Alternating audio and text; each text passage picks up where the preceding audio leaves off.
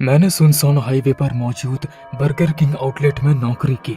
ये ज्यादातर बोरिंग था क्योंकि यहाँ बहुत कम कस्टमर्स आते थे। लेकिन इस बार चीजें वैसे नहीं हुई जैसे मैंने सोची थी। वो शनिवार की रात थी। ओनर पैसे निकालने के बाद चला गया और मैं वहां अकेला था। घंटों तक कोई कस्टमर नहीं आया। हवा गर्म और भारी थी। ऐसा लग रहा था जैसे कोई तूफान आने वाला हो। मैंने अपने पसीने से लथपथ टी शर्ट को निचोड़ दिया और प्रे किया कि शिफ्ट जल्दी खत्म हो जाए।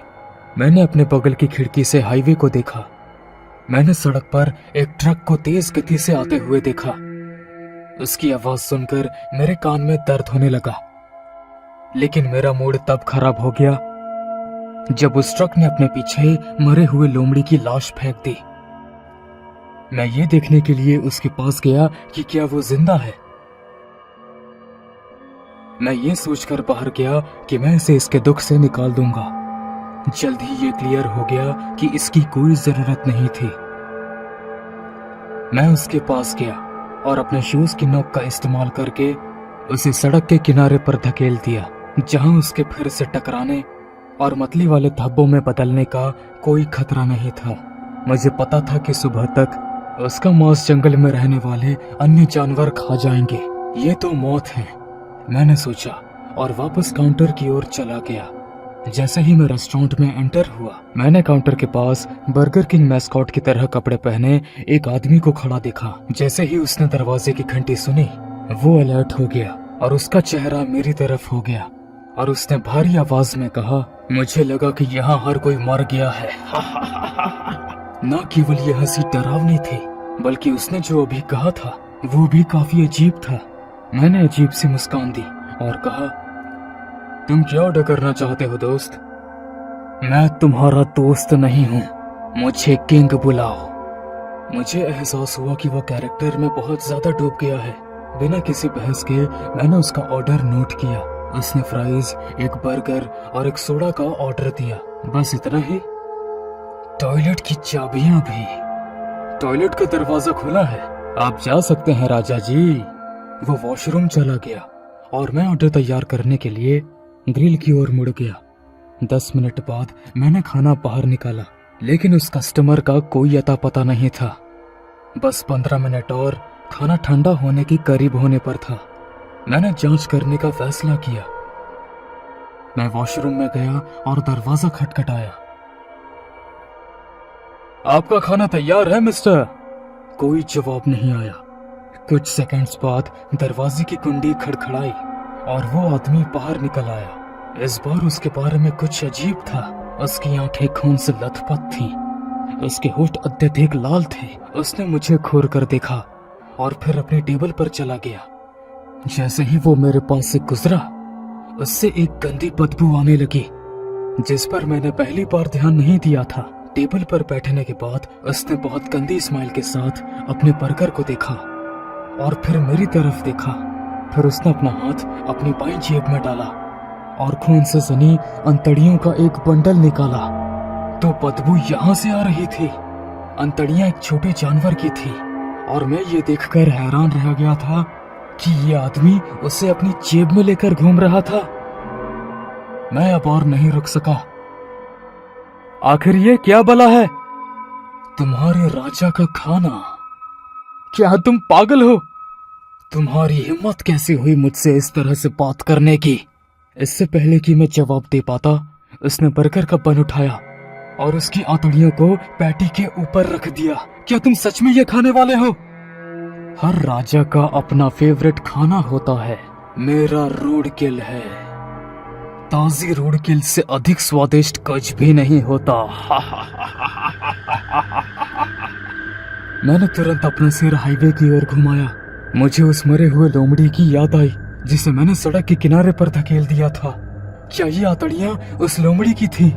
उस आदमी ने अपने गंदगी से भरे लंबे गंदे नाखूनों से बर्गर को पकड़ लिया और उसने उसे ऐसे खाना शुरू कर दिया जैसे उसने कई दिनों से कुछ खाया ही ना हो।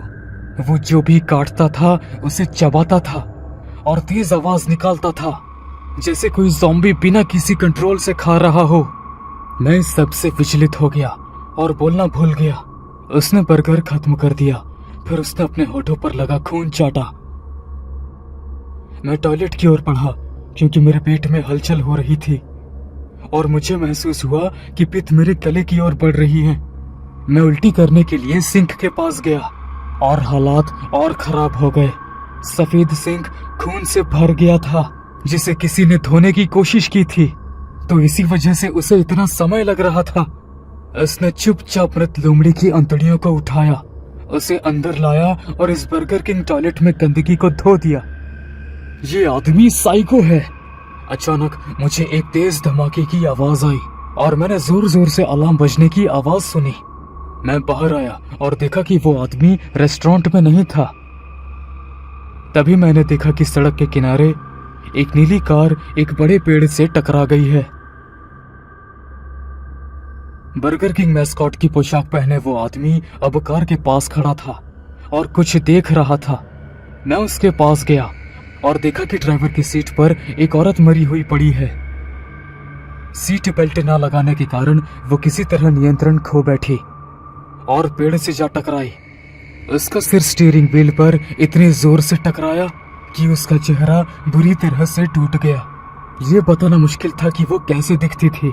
मैंने उस आदमी की ओर देखा और उस मृत महिला की ओर भयावह मुस्कान के साथ देखते हुए देखा। मैंने कभी मानव रोड किल का स्वाद नहीं चखा। शायद अब ये कुछ नया आजमाने का समय है। ये कहते हुए उसने कार के ड्राइवर साइड का दरवाजा खोला और मृत महिला के चेहरे पर झपटा और उसके चेहरे से खून चाटने लगा।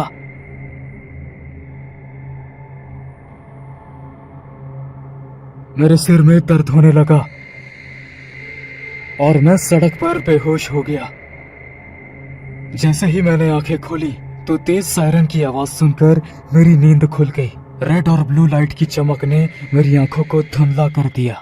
ऑफिसर ब्रुक्स, वो जाग गया है।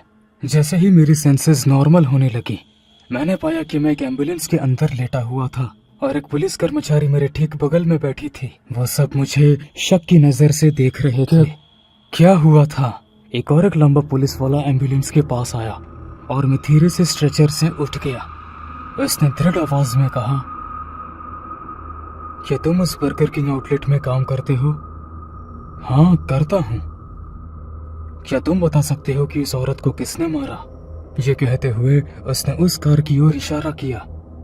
मैंने घबराई हुई आवाज से कहा, मार डाला?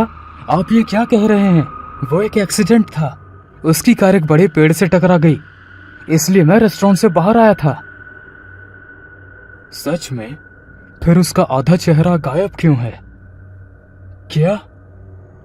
किसी ने उसका चेहरा काट दिया है और मुझे नहीं लगता कि यह किसी जानवर ने किया है। मैं बाहर निकला और देखने गया। पुलिस वालों ने मुझे रोकने की कोशिश की, लेकिन मैंने उनकी बात नहीं सुनी। जैसे ही मैंने कार में झांक कर देखा तो मुझे वो महिला दिखी। वो वैसी नहीं दिखती थी जैसे उसे मैंने पहली बार देखा था। और पुलिस वाले सही थे, लेकिन मुझे कुछ पता था जो वे नहीं जानते थे। उसका चेहरा काटा नहीं गया था, बल्कि किसी पागल ने उसे खा लिया था। मैंने उन्हें सब कुछ बताया और उन्हें रेस्टोरेंट से कैमरा फुटेज भी दिखाया जहां उस आदमी को अंदर जाते और वो सब पागलपन भरी हरकतें करते हुए देखा जा सकता था। मैं बस आशा करता हूँ कि वे जल्द ही उसे पकड़ लेंगे, क्योंकि मुझे नहीं लगता है कि वो अपनी भूख मिटाने के लिए अब किसी सड़क पर हत्याओं का इंतजार करेगा।